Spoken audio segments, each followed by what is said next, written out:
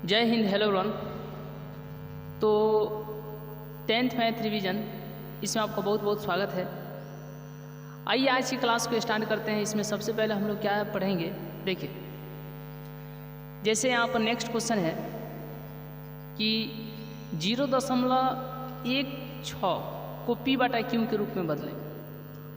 देखिए P/Q के रूप कहने का मतलब क्या है, जैसे यहाँ पर जैसे कह दिया जाएगा P/Q, तो जब भी इस रूप में लिखा जाएगा ना, यानी P/Q के रूप में लिखा जाएगा तो उसको बोलते हैं परिमेय संख्या। ठीक है, यानी इसको क्या बोलेंगे, परिमेय संख्या, परिमेय संख्या। लेकिन याद रखिएगा ये जो Q है इसके स्थान पर 0 नहीं होना चाहिए। क्या नहीं होना चाहिए? 0, नहीं तो ये अनडिफाइंड हो जाएगा, यह अपरिभाषित हो जाएगा। ठीक है, तो आइए इसी को स्टार्ट करते हैं। परिमेय संख्या को यानी बाटा के रूप में बदलना, यानी भिन्न के रूप में बदलना, परिमेय संख्या यानी भिन्न के रूप में बदलना। तो आइए सबसे पहले यहाँ पर हम लोग क्वेश्चन देखते हैं। चलिए, तो क्वेश्चन क्या है कि 0.16 और 6 पर क्या है, 12 है, इसको P/Q के रूप में बदलना है। तो देखिए जैसे यहाँ पर 0.16 दे दिया और ऊपर 12 है, तो कहने का मतलब है कि 0.16 बार का मतलब बार बार। ठीक है, तो किसके ऊपर बार है जी, तो 6 के ऊपर बार है। और जब 6 के ऊपर बार है तो यानी 6 बार बार, 6 कितना बार, बार बार। 6 ये अनंत तक लिखा जा सकता है। ठीक है, तो आइए इसी को हम लोग समझते हैं। जैसे और भी इस प्रकार के क्वेश्चन दे देते हैं, 0 या 2.47 और इस पर बार रहता है समझने के लिए। ठीक है, और इस पर क्या रहता है, बार रहता है। तो देखिए अब यहाँ पर हम लोग को समझना है कि 2.47 है और दोनों पर बार है, तो इसको किस तरीके से लिखेंगे, 2.47 फिर 47, इसको लिखते जाएंगे। इसको भी अनंत तक लिखते जा सकते हैं। अगर इसी तरीके से जैसे यहाँ पर समझने के लिए यहाँ पर नेक्स्ट हम लोग ले लेते हैं, इसको फर्स्ट नंबर उदाहरण मान सकते हैं, इसको सेकंड नंबर, तो थर्ड नंबर में देखिए 0.141 इस तरीके से, इस पर क्या है, बार है, तो 0.141। ठीक है, 141 पढ़ा जाता है लेकिन 141 हम बोल रहे हैं। फिर कितना लिखेंगे, 141, फिर कितना, 141, यानी इस चीज को बार बार लिखते जाएंगे, बार बार लिखते जाएंगे, इसका भी अंत नहीं होगा। आइए अब हम लोग यहाँ पर समझ लेते हैं कि एक और उदाहरण ले लेते हैं, 4 नंबर। यहाँ पर क्या है कि देखिए 2.47 ये तो हो गया है, जैसे 3-1 और इस पर बार है। ठीक है, इस पर बार है, जैसे यहाँ पर, और कई बार इस तरीके से भी रहता है कि यहाँ पर 1 7 और ये दोनों पर बार है। तो किसको बार बार लिखेंगे, 3 को कि 1 को कि 7 को, या 3 को या 17 को, तो 17 को। ठीक है, दशमलव के बाद वैसे तो 1 साथ पढ़ा जाता है, लेकिन यहाँ पर ध्यान दीजिए समझने के लिए कि 2.3 1 7 1 7 1 7 1 7 बार बार लिखेंगे, क्योंकि बार का जो साइन है किस पर है, तो बार जो है सिर्फ और सिर्फ 1 7 पर है। तो यहाँ पर 2.3 1 7 1 7 1 7 ये इस तरीके से लिखते जाएंगे। देखिए वैसे तो ये क्वेश्चन जो है 2 नंबर के लिए है, और जब ऑब्जेक्टिव मोड में देगा तो उसको भी बहुत कम समय में बनाने के लिए आपको जो है आगे जब क्वेश्चन आएगा तो आपको यहाँ से समझाने का हम लोग खुद ध्यान रखेंगे। देखिए अब इसको यहाँ पर क्या करना है, इसको P/Q के रूप में बदलना है। ठीक है, तो माना परिमेय संख्या बराबर में, माना यहाँ पर हल लिख देंगे या सॉल्व लिख देंगे। ठीक है, सॉल्व, माना x क्या है, P/Q के रूप में बदलना है, मतलब परिमेय संख्या। ठीक है, तो माना x क्या है जी, x परिमेय संख्या है।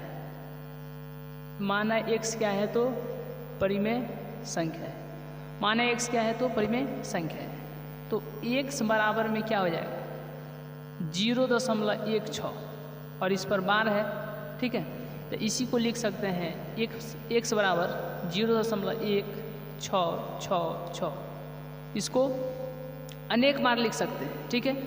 आप चाहे तो इतना पर भी स्टॉप कर सकते हैं या इसके आगे भी लिख सकते हैं 6 6 6 6 6, लेकिन याद रखिएगा एक को नहीं दोहराइएगा, सिर्फ और सिर्फ 6 को, किसको 6 को, इसको हम लोग समीकरण 1 मानेंगे, ठीक है। अब इसके बाद में क्या ध्यान देना है कि समीकरण, ठीक है, समीकरण 1 के दोनों तरफ, ठीक है, समीकरण 1 के दोनों तरफ कितना से 10 से गुणा करने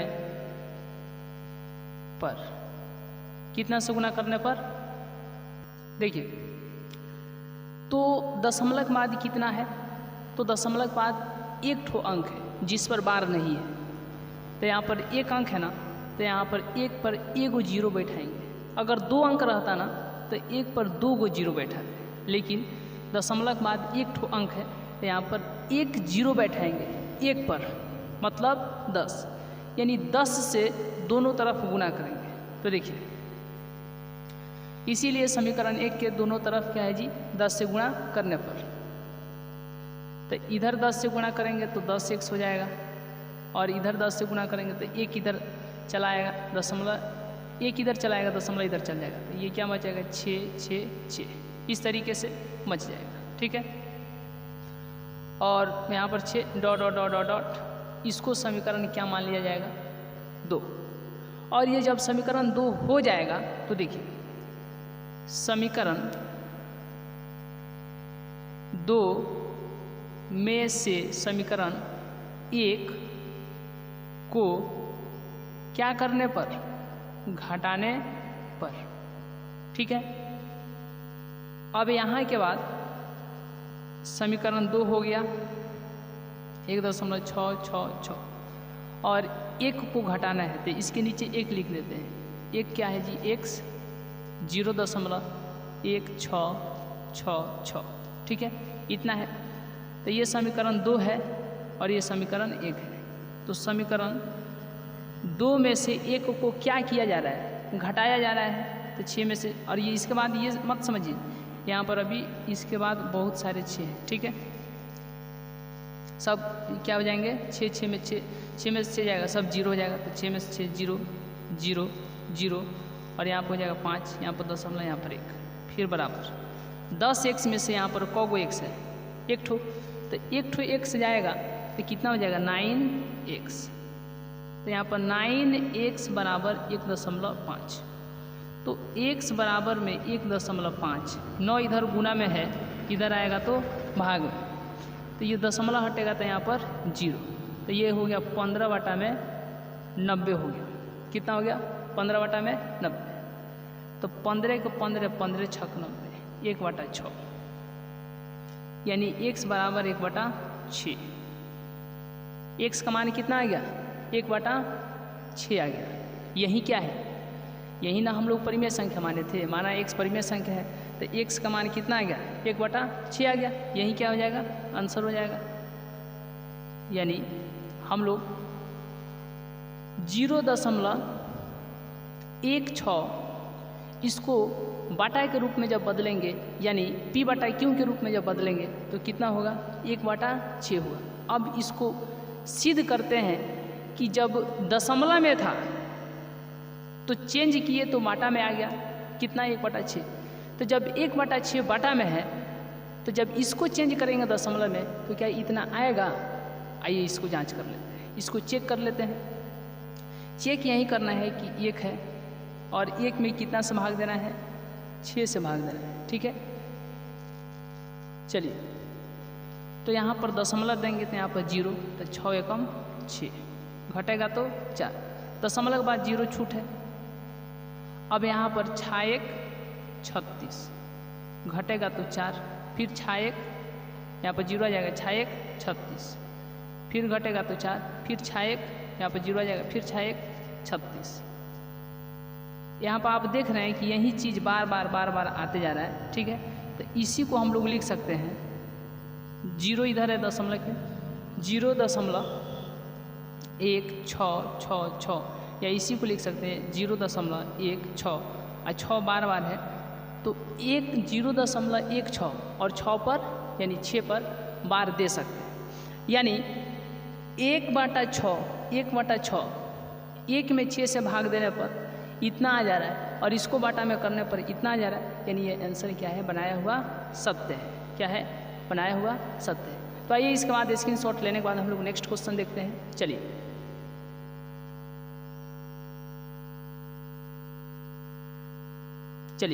तो अब यहाँ से इसके बाद स्क्रीनशॉट लेने के बाद हम लोग नेक्स्ट क्वेश्चन देखते हैं। आइए चलिए, तो परिमेय संख्या जो है यानी P/Q के रूप में जो है हम लोगों ने इससे पहले क्वेश्चन को बदल दिए थे, यानी P/Q के रूप में। आइए अब नेक्स्ट क्वेश्चन देखा जाए। नेक्स्ट क्वेश्चन क्या है? नेक्स्ट क्वेश्चन है, देखिए चलिए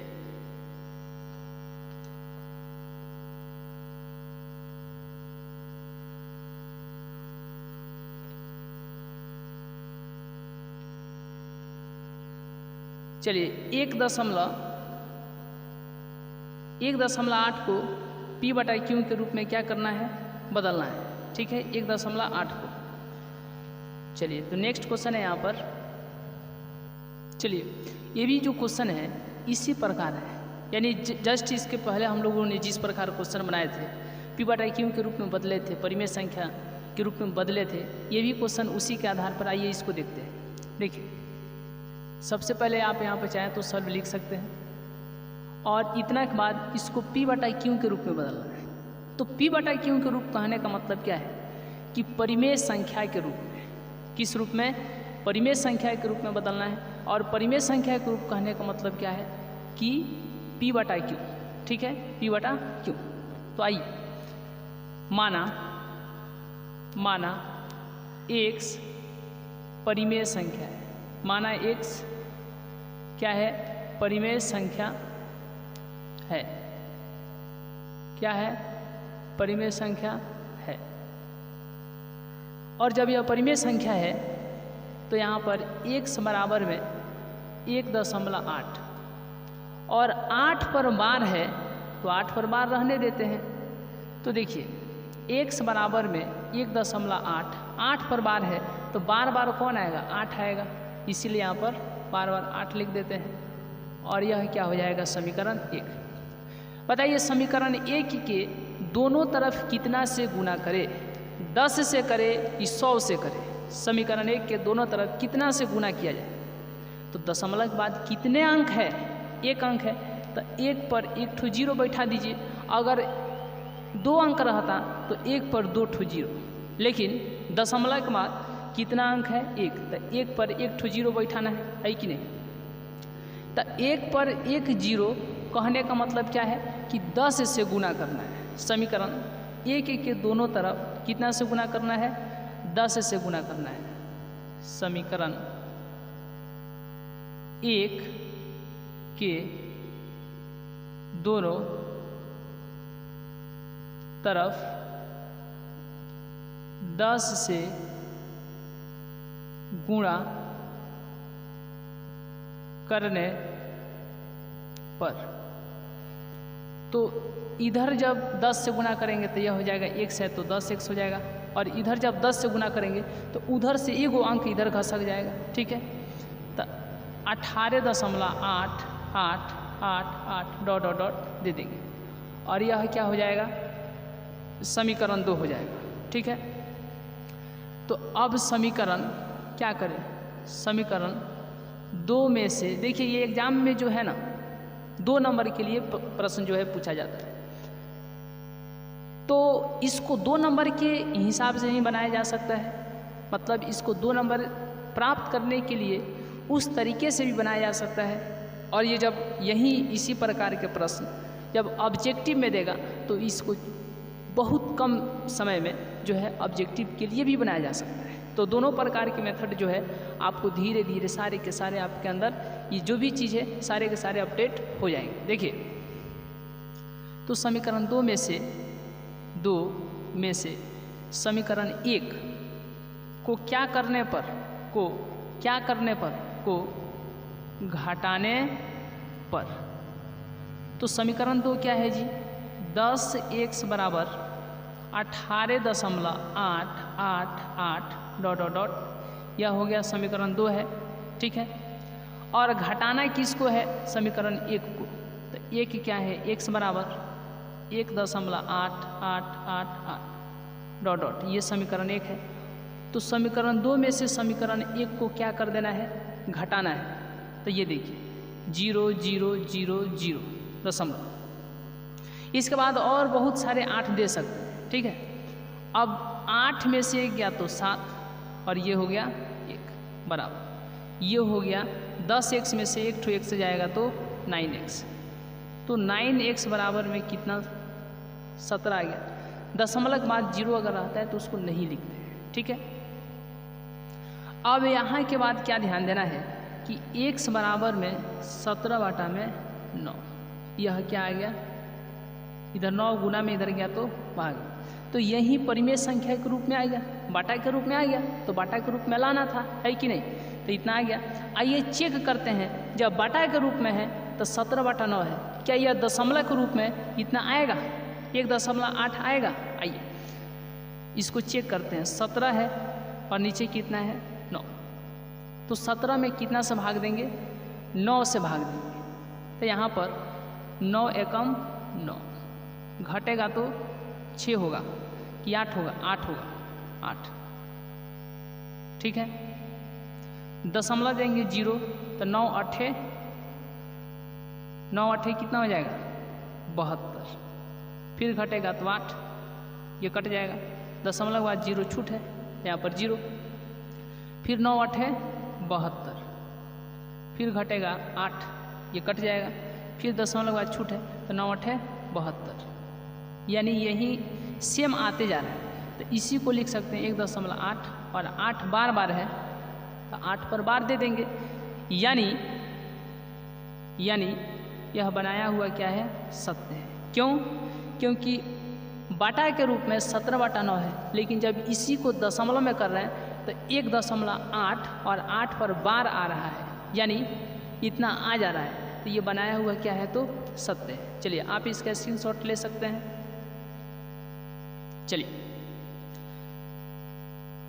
चलिए स्क्रीनशॉट लेने के बाद हम लोग नेक्स्ट क्वेश्चन देखेंगे। चलिए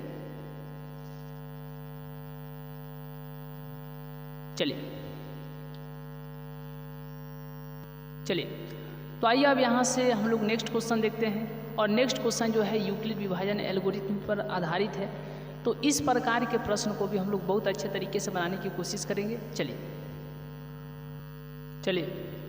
तो यहाँ पर सबसे पहले क्वेश्चन क्या है कि देखिए, यूक्लिड विभाजन एल्गोरिथम का प्रयोग कर 1651 तथा 2032, ठीक है, का मौसा निकालें। किस विधि से निकालना है, यूक्लिड विभाजन एल्गोरिथम विधि के अनुसार।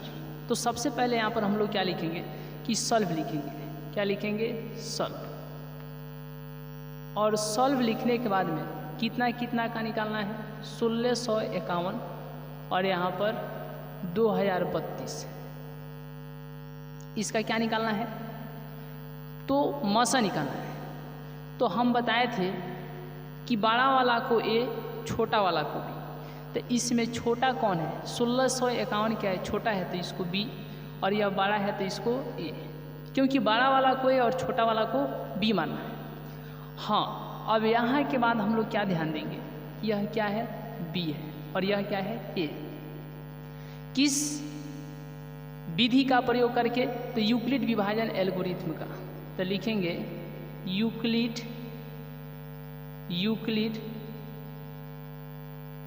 विभाजन एल्गोरिथम से, या यूक्लिड विभाजन एल्गोरिथम के अनुसार, ठीक है, ये लिख सकते हैं।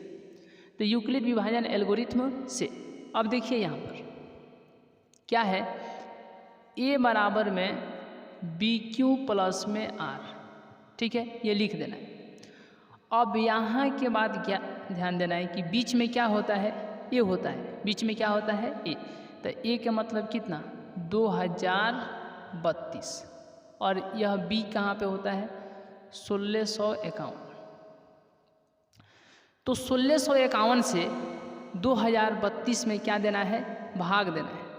तो यहाँ पर एक बार में होगा 1651, घटेगा तो 1, 13 में से 5 गया 8, ये हो गया 9, 9 में से 6 गया 3, ठीक है, और ये ख़त्म।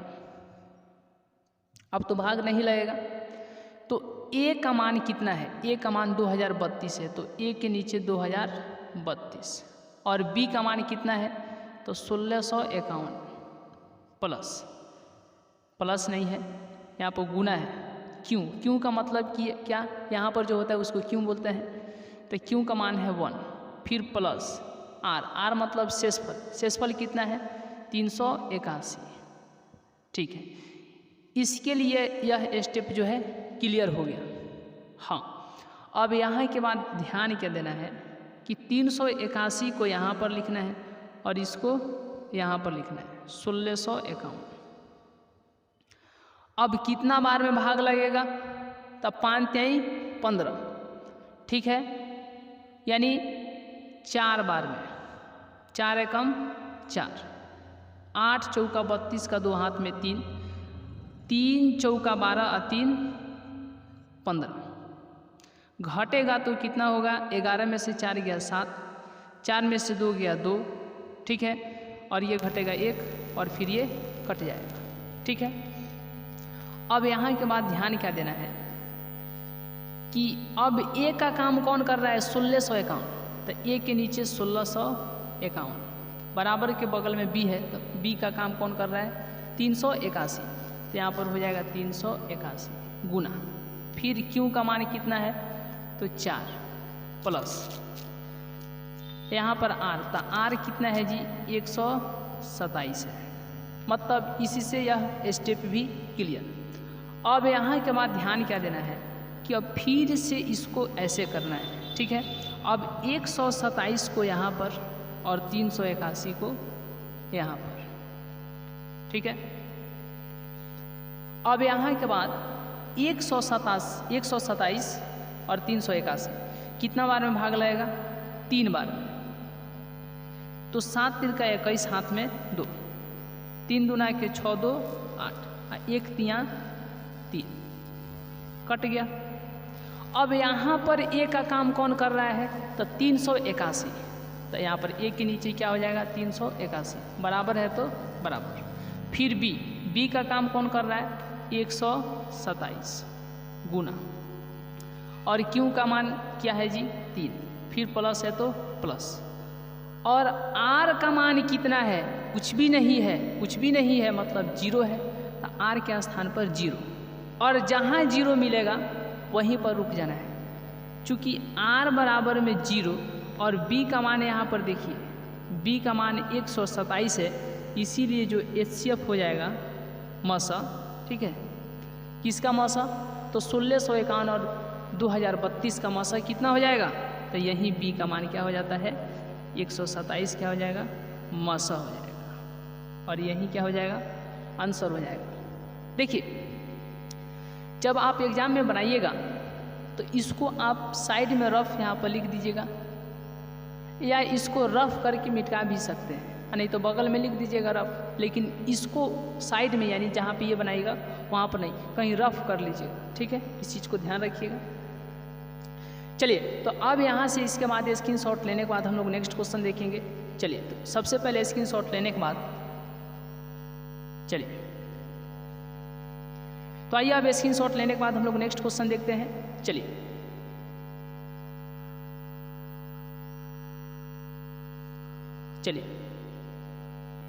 चलिए तो आइए अब हम लोग नेक्स्ट क्वेश्चन देखते हैं कि नेक्स्ट क्वेश्चन क्या है।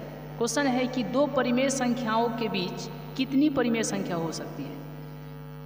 ऑप्शन दिया है, ए में 1 दिया है, बी में 2 दिया है, और सी में जो दिया है 3 और डी में दिया है अनंत। अब बताइए कि दो परिमेय संख्याओं के बीच में कितनी परिमेय संख्याएं हो सकती है। तो दो परिमेय संख्याओं के बीच में अनंत परिमेय संख्याएं हो सकती है, यानी इसका सही जवाब ऑप्शन नंबर डी होगा। दो परिमेय संख्याओं के बीच कितनी परिमेय संख्या हो सकती है? तो अनंत हो सकती है। कितना हो सकती है? अनंत हो सकती है। ठीक है, यानी अनंत, ऑप्शन अनंत पर जो है आपको एग्जाम में टिक करना है कि दो परिमेय संख्याओं के बीच कितनी परिमेय संख्या हो सकती है। तो दो परिमेय संख्याओं के बीच अनंत परिमेय संख्याएं हो सकती है। ठीक है, option number D is correct. आइए नेक्स्ट क्वेश्चन है कि निम्न में से कौन परिमेय संख्या है। अब यहाँ पर ऑप्शन दिया है कि निम्न में से जो है कौन परिमेय संख्या है। निम्न में से जो है कौन परिमेय संख्या है। तो यहाँ पर 4 ठो ऑप्शन दिया है। कितना ऑप्शन दिया है? 4। पहला क्या दिया है कि √5, फिर बी में दिया है √2√3 और 4 - √5 और यहाँ पर √16। तो अब ये देखिए इसका मान कभी भी क्या हो जाएगा? √5 ही होगा।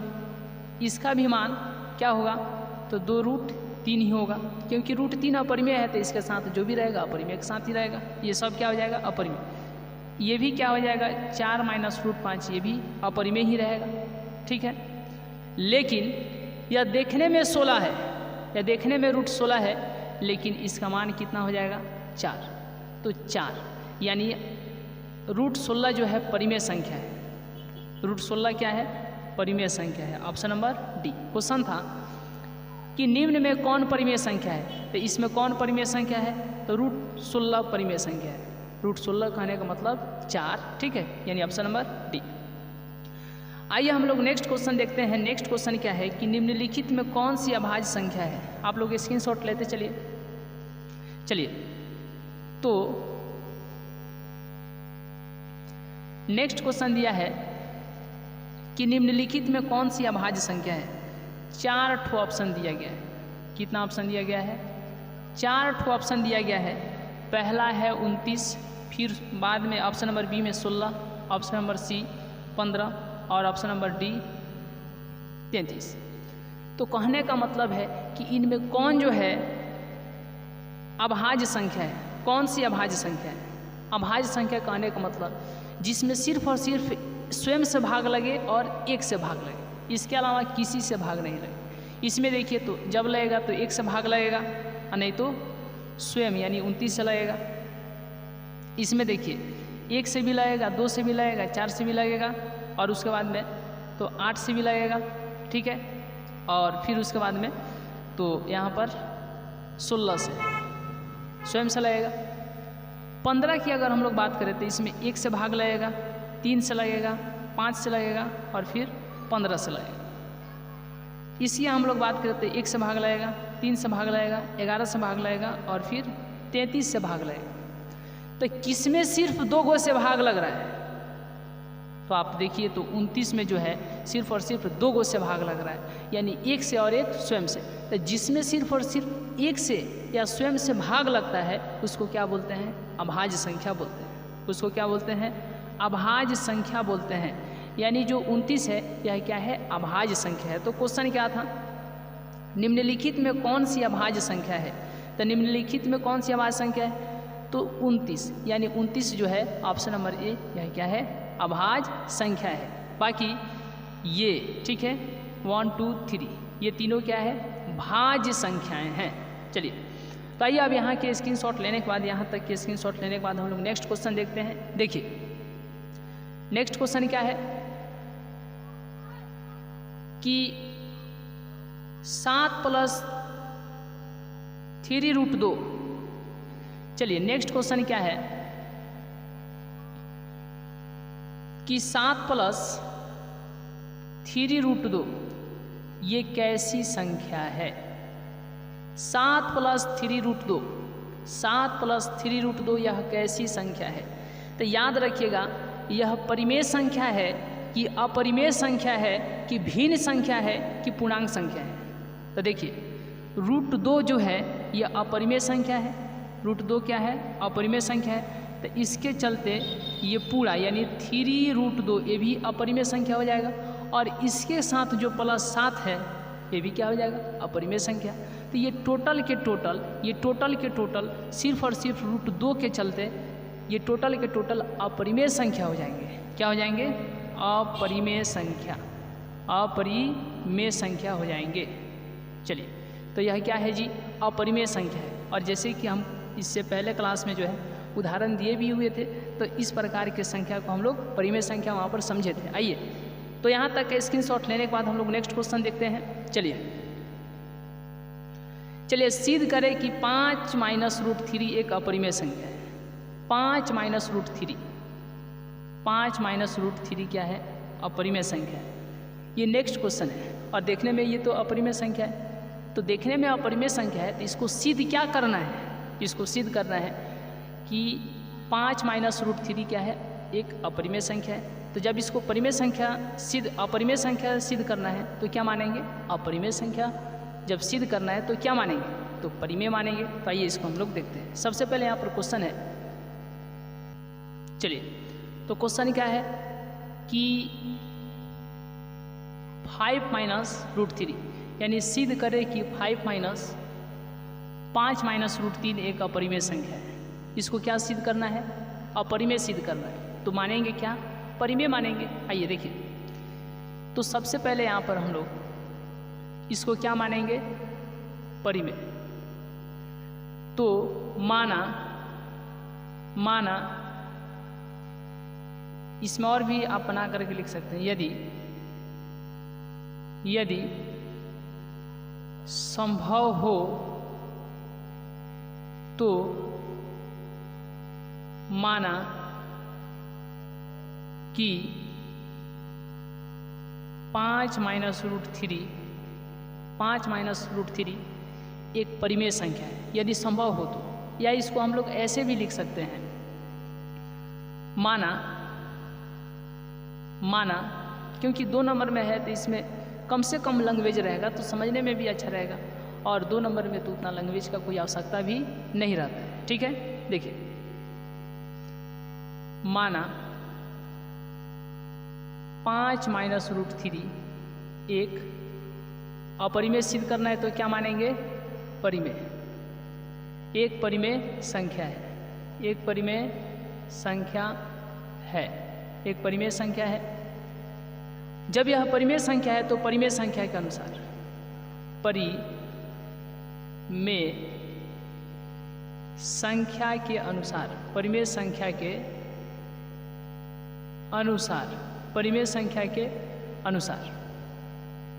तो 5 - √3 बराबर हो जाएगा P/Q।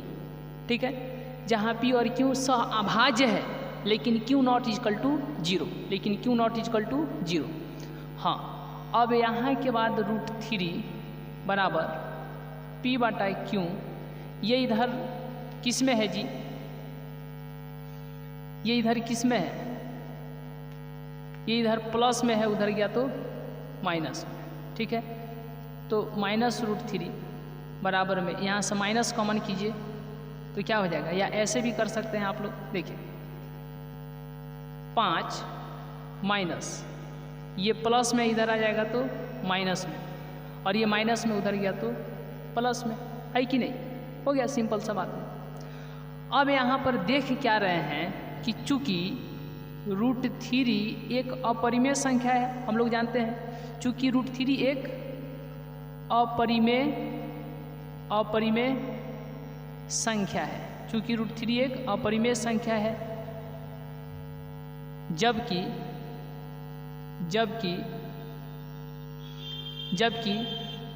5 - P/Q एक परिमेय संख्या है, मतलब भिन्न संख्या है, एक परिमेय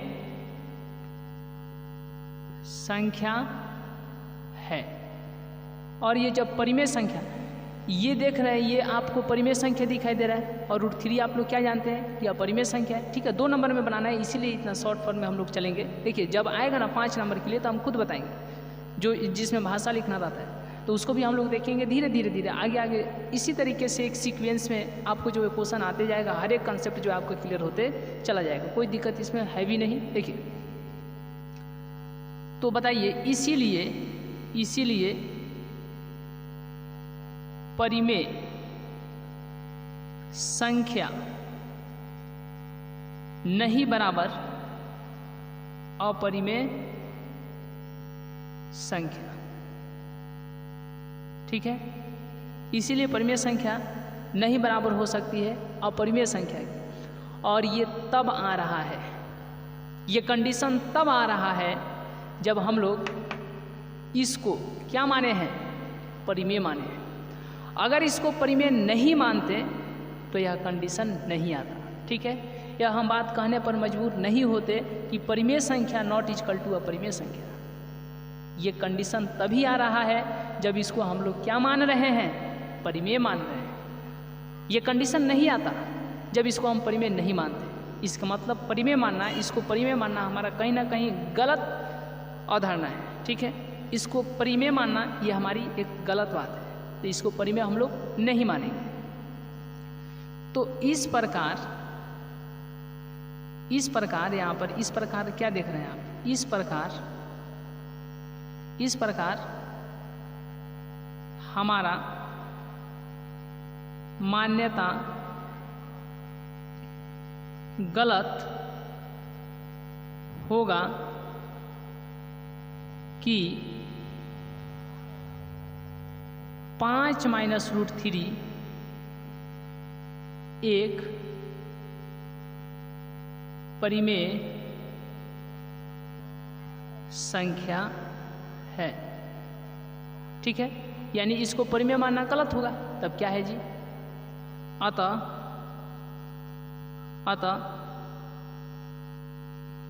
5 - √3 एक अपरिमेय संख्या है, एक अपरिमेय संख्या है। यानी 5 - √3 को एक परिमेय संख्या मानना गलत बात होगा, इसीलिए यह क्या है, एक अपरिमेय संख्या है। इसीलिए अतः 5 - √3 एक अपरिमेय संख्या है। इस बात को हम लोग यहाँ पर PROVED प्रूव्ड मतलब सिद्ध कर दिए, और यही सिद्ध करना था। चलिए तो आइए यहाँ के बाद हम लोग यहाँ पर आप इतनी सिद्धम भी लिख सकते हैं, या लिख सकते हैं सिद्ध हुआ, या इंग्लिश में लिख सकते हैं PROVED प्रूव्ड। चलिए तो आइए अब यहाँ के बाद स्क्रीनशॉट लेने के बाद हम लोग नेक्स्ट क्वेश्चन देखेंगे। चलिए तो यहाँ के स्क्रीनशॉट, यहाँ तक का स्क्रीनशॉट लेने के बाद नेक्स्ट क्वेश्चन है, देखिए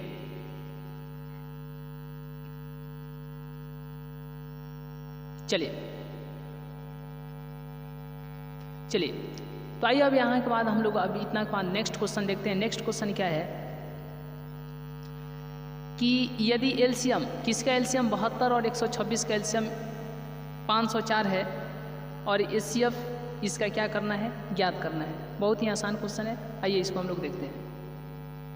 चलिए तो यहाँ पर क्वेश्चन क्या है, देखिए यदि एलसीएम 504 है और एचसीएफ ज्ञात करना है, तो किसका एलसीएम है जी, किसका एलसीएम, तो 72 और 126 का एलसीएम 504 है। तो 72 और 126 का क्या निकालना है, एचसीएफ निकालना है। देखिए सबसे पहले यहाँ पर सॉल्व, और सॉल्व लिखने के बाद में यहाँ पर गिवन, और गिवन में क्या दिया है कि पहली संख्या क्या है, पहली संख्या 72 है, और दूसरी संख्या क्या है, दूसरी संख्या 126 है। ठीक है, और एलसीएम कितना है, एलसीएम कितना है, एलसीएम बराबर में 504 है। ठीक है, तो क्या निकालना है, एचसीएफ निकालना है, एचसीएफ निकालना है। क्या निकालना है, एचसीएफ बराबर 1। ठीक है, सूत्र से आपको मालूम होगा कि पहली संख्या गुणे दूसरी संख्या, पहली संख्या गुने दूसरी संख्या बराबर एलसीएम गुने एचसीएफ। ठीक है, तो यहाँ पर पहली संख्या क्या है 72 गुने दूसरी संख्या क्या है 126। एलसीएम कितना है, एलसीएम 504 गुने एचसीएफ क्या करना है, एचसीएफ निकालना है। ठीक है, तो 72 गुने 126 और 504 इधर गुना में है और इधर आएगा तो भाग में। ठीक है, और बराबर में एचसीएफ। तो 72 ये कितना बार में जाएगा जी, 8 बार में। कितना बार में देखिए 126 4 बार में, कितना बार में 4 बार में। 6 चौका 24 के 6 चौका 24 के 4 हाथ में 2, 4 दूना 8 1 10 हाथ में 1, 4 1 5, यानी 126 से 504 में भाग देंगे तो कितना आ जाएगा 4। 72 बाटा में कितना आ गया 4 बराबर में एचसीएफ। इससे इसको काट देंगे तो कितना हो जाएगा 4 एकम 4 और 18 चौका 72, तो 18 बराबर में एचसीएफ। तो एचसीएफ कितना आ जाएगा एचसीएफ आ जाएगा 18। एचसीएफ कितना आ गया 18 और यही क्या हो गया आंसर हो गया, यही क्या हो गया आंसर हो गया। चलिए, तो आइए यहाँ तक स्क्रीनशॉट लेने के बाद हम लोग नेक्स्ट क्वेश्चन देखते हैं। चलिए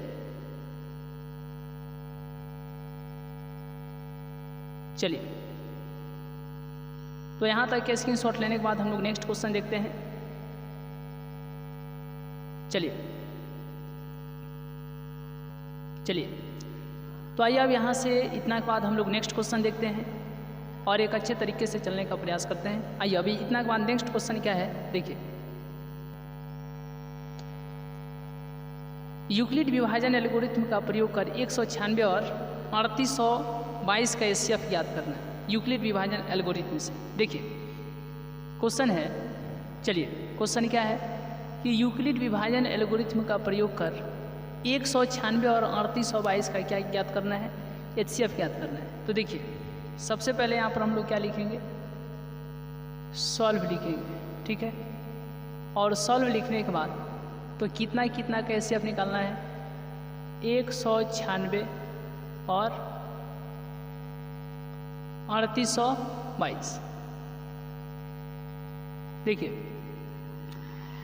तो 196 छोटा है तो इसको बी मानेंगे और 3822 बड़ा है तो इसको ए मानेंगे। ठीक है, छोटा वाला को बी और बड़ा वाला को ए। अब यहाँ पर यूक्लिड विभाजन एल्गोरिथम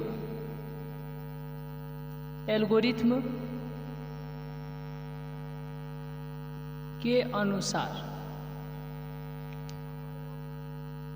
चलिए तो अब यहाँ के बाद हम लोग क्या लिखेंगे देखिए, यूक्लिड विभाजन एल्गोरिथम के अनुसार ए बराबर बी क्यू प्लस में आर। तो अब यहाँ पर क्या करना है कि ए का मान कितना है 3822 है, 3822 और बी का मान कितना है 196, क्या है जी 196। तो देखिए 196 3 अंक में है तो यहाँ से 3 अंक लीजिए, कितना बार में भाग लगेगा 196 196, यानी 200 है, 2 दूना के 400, लगभग 400 जाएगा। तो इसीलिए एक बार में 196 एकम 196, तो 12 में से 6 गया 6, ठीक है, और 7 यानी 17 में से 9 गया 8 और ये हो गया 2 में से गया 1, तो यानी यह कितना आ गया 186। लेकिन क्या यह शेषफल है, यह शेषफल नहीं है। क्या यह शेषफल है, यह शेषफल नहीं है। तो यहाँ पर कितना आ जाएगा 2, यहाँ पर कितना आ जाएगा 2। ये शेषफल रहता तब ना आगे हम लोग फिर नेक्स्ट स्टेप बनाते हैं, लेकिन अभी शेषफल है, बचा हुआ है शेषफल, लेकिन अभी भाग लगेगा। इसीलिए, ठीक है। तो देखिए 196 कम 196, अब यहाँ पर कितना बार में लगेगा जी, तो यहाँ पर 19, ठीक है। 9 बार में चेक कर लेते हैं, कितना बार में, 9 बार में, तो 6, 9 छक 54 का 4 हाथ में 5, 6 9 54 का 4 हाथ में 5, 99 81 या 5 86 हाथ में 8, 1 9 9 और 8 कितना हो जाएगा 17, तो 12 में से 4 गया, 12 में से 4 गया 8, 15 में से 6 गया 9, खत्म, ठीक है। अब यह जो 98 बचा, ये अब शेषफल बचा, 98 जो बचा ये अब शेषफल बचा। देखिए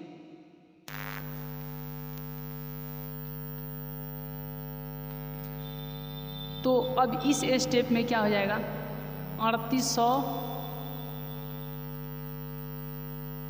3822, ये ए हो गया और ये बी कितना हो गया 196 गुना, क्यों कितना हो गया 19 प्लस आर कितना हो गया 98, ठीक है। आर कितना हो गया 98, आर कितना हो गया 98। ये देखिए अब यहाँ पर जो शेषफल है इसको बनाएंगे बी और यहाँ पर 196, ठीक है। यहाँ पर 2 बार में, ठीक है, कितना बार में 2 बार में, तो 98, 8 दूना 16 हाथ में 1, 9 दूना 18 1 19 कट गया। तो अब ए का काम कौन कर रहा है 196, बी का 98 गुना क्यू का 2 प्लस में आर का मान कितना 0, कितना आ गया 0। देखिए तो चूंकि r बराबर में 0 और b बराबर में कितना आ गया है 98, तो जिस स्टेप में r का मान 0 आ जाएगा, जिस स्टेप में r का मान 0 आ जाएगा वहीं पर रुक जाना, जिस स्टेप में r का मान 0 आ जाएगा वहीं पर क्या हो जाना है, रुक जाना है। मतलब और b का मान देखना है 98 है, इसीलिए यही b क्या हो जाएगा HCF हो जाएगा, मसा हो जाएगा। किसका मसा हो जाएगा, तो देखिए यहाँ पर 196 और 3822 का क्या हो जाएगा मसा हो जाएगा, तो यानी HCF बराबर में कितना हो जाएगा, तो ये कितना हो जाएगा, b का मान 98 है, यही क्या हो जाएगा मसा हो जाएगा, ठीक है। आप इसको यहाँ पर साइड में रफ लिख सकते हैं। चलिए तो यहाँ तक का स्क्रीनशॉट लेने के बाद हम लोग नेक्स्ट क्वेश्चन देखेंगे। यहाँ तक का स्क्रीनशॉट लेने के बाद हम लोग नेक्स्ट क्वेश्चन देखेंगे।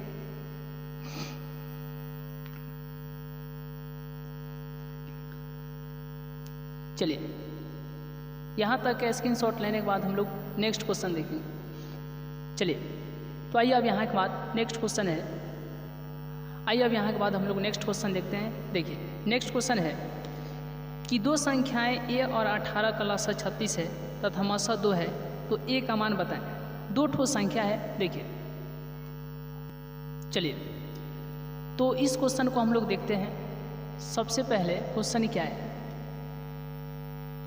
2 संख्याओं a और 18 का लसा 36 है और मसा 2 है, तो a का मान ज्ञात करना है। देखिए ये देखने में ऑब्जेक्टिव भले ही आपको लग रहा है, लेकिन ये लॉन्ग क्वेश्चन में मतलब शॉर्ट क्वेश्चन में चला जाएगा, ठीक है। 2 नंबर में भी ये पूछ सकता है इस प्रकार के प्रश्न को। देखिए पहली संख्या क्या है, एक सूत्र होता है पहली संख्या गुने दूसरी संख्या बराबर में HCF गुने LCM, HCF गुने LCM। तो पहली संख्या क्या है a गुने दूसरी संख्या क्या है 18, ठीक है। और लसा मसा कितना है 2 गुने लसा कितना है 36। 18 a में 18 से गुना होगा तो 18 a हो जाएगा, और यहाँ पर 2 गुने 36। तो जब a का मान निकालेंगे तो 2 गुने 36 और यहाँ पर गुना में है 18, इधर आएगा तो भाग में, तो 18 दूना 36, तो a बराबर 2 दूना के 4। a का मान कितना आएगा 4 आएगा, यानी a का मान क्या होगा, ऑप्शन नंबर यहाँ पर C होगा, ऑप्शन नंबर C, यानी a का मान कितना हो जाएगा 4 हो जाएगा। आइए अब यहाँ के बाद हम लोग स्क्रीनशॉट लेने के बाद हम लोग नेक्स्ट क्वेश्चन देखते हैं। चलिए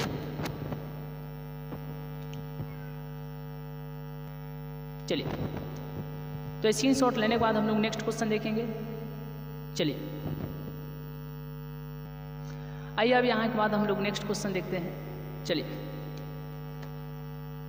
नेक्स्ट क्वेश्चन है कि 5, 15 और 20 के लसा और मसा का अनुपात है कितना है। देखिए चलिए क्वेश्चन हम लोग देख लेते हैं। चलिए क्वेश्चन है कि देखिए 5, 15 और 20 के लसा और मसा का अनुपात क्या है। तो लसा और मसा निकालना है। आइए इसको हम लोग देख लेते हैं। सबसे पहले यहाँ पर क्या लिखेंगे, सॉल्व। ठीक है, ऑब्जेक्टिव में है तो आप सॉल्व नहीं भी लिखेंगे, कोई दिक्कत की बात नहीं है, सिर्फ आप आंसर पर टिक कीजिए। चलिए ऑब्जेक्टिव में इस बात का ध्यान रखा जाता है। देखिए तो 5 है, 15 है और 20 है। तो 5 का जब निकालिएगा तो 5 एकम 5, यानी 5 का पावर 1 गुने फिर 1 का पावर 1। उसके बाद में क्या है, 15 है तो 3 से 3 × 5 = 15, फिर 5 एकम 5, तो 3 का पावर 1, 5 का पावर 1 और 1 का पावर 1, क्योंकि 3 का पावर 1, 5 का पावर 1 और 1 का पावर 1। अब यहाँ के बाद ध्यान क्या देना है, 20, 2 से हो जाएगा 10, 2 से हो जाएगा 5, फिर 5 एकम 5। ठीक है, तो 2 कितना है, 2 2 बार है तो 2 का पावर 2 गुने, फिर 5 का पावर 1 गुने 1 का पावर 1। देखिए अब यहाँ से लसा क्या हो जाएगा, एलसीएम बराबर में क्या होगा। तो देखिए लसा कहता है कि सबसे बड़ी घात का गुणनफल, सबसे बड़ी घात का गुणनफल एलसीएम हो जाएगा, लेकिन सबसे छोटी घात का गुणनफल क्या हो जाएगा, एचसीएफ हो जाएगा, मसा हो जाएगा। देखिए एलसीएम यानी सबसे, इसमें कौन मिल रहा है, इसमें 5 5 5 मिल रहा है। ठीक है, तो यानी इसका सबसे अधिकतम घात क्या है, इसका भी घात 1 है, इसका भी घात 1 है, इसका भी घात 1 है, तो किसी एक को लिख देंगे, है कि नहीं। तो क्या आ जाएगा, 5 का पावर 1 गुना। अब यहाँ पर 3 और क्या मिल रहा है, 1 1 1 1 मिल रहा है, तो सबका 1 का पावर 1 है, 1 का पावर 1 है, 1 का पावर, तो किसी एक को लिख देंगे। ठीक है, तो यहाँ पर 1 का पावर 1 गुना।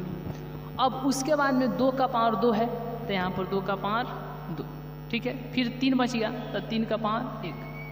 तो अब यहाँ पर 5 गुने 1 गुने फिर 4 गुने 3, 5 एकम 5, 5 चौका 20, 20 3 60, 20 3 60। तो एलसीएम कितना आ गया 60 और एचसीएफ बराबर में। तो देखिए एचसीएफ कहने का मतलब क्या है कि एचसीएफ कहने का मतलब है कि देखिए यहाँ पर कि जो मिलेगा, एचसीएफ में इसी बात का ध्यान रखा जाता है कि जो मिलेगा, ठीक है, उसी का सबसे छोटी घात गुणनफल। तो कौन मिल रहा है जी, तो देखिए तो यहाँ पर 1 1 1, पहले तो 5 मिल रहा है, 5 5 5, तो इसको एगो लिख लेंगे, क्योंकि 5 का पावर 1, 5 का पावर 1, 5 का पावर 1, तो इसमें सबसे छोटा तो 5 का पावर 1 हुआ ना। ठीक है, चलिए उसके बाद क्या मिल रहा है, 1 1 1, 1 का पावर, इसमें से भी 1 लिख लेंगे। अब यहाँ पर देखिए 5 एकम 5 और 1 का पावर 1 हो जाएगा, तो ये हो जाएगा 5। तो एलसीएम कितना आ गया 60, लेकिन एचसीएफ कितना आ गया 5। अब यहाँ पर ध्यान क्या देना है कि प्रश्न से चलना है। ठीक है, प्रश्न से, प्रश्न बोला है कि एगो बाटा दे दो और बाटा के ऊपर क्या लिखना है, तो पहले लसा है तो पहले लसा लिख दीजिए, यानी एलसीएम। ठीक है, फिर नीचे क्या है, बाद में क्या है मसा, तो नीचे हो जाएगा मसा, ऊपर हो जाएगा एलसीएम। ठीक है, और नीचे क्या हो जाएगा एचसीएफ। हिंदी में लसा, इंग्लिश में एलसीएम, हिंदी में मसा, इंग्लिश में एचसीएफ। तो अब यहाँ पर एलसीएम क्या है जी, एलसीएम क्या है, एलसीएम क्या है, तो एलसीएम है आपका यहाँ पर 60 और एचसीएफ कितना है, तो एचसीएफ है कितना 5, तो 5 का 5, 12 5 60, तो ये हो गया 12 बटा में 1। ठीक है, तो ये हो जाएगा 12 और यहाँ पर बाटा का मतलब अनुपात, और यहाँ पर 1, 12:1, कितना 12:1। Option number D is correct. चलिए तो यहाँ तक के स्क्रीनशॉट लेने के बाद हम लोग नेक्स्ट क्वेश्चन देखेंगे। चलिए तो आज का क्लास यहीं तक, मिलेंगे नेक्स्ट क्लास में, नेक्स्ट वीडियो में, तब तक के लिए बहुत बहुत धन्यवाद।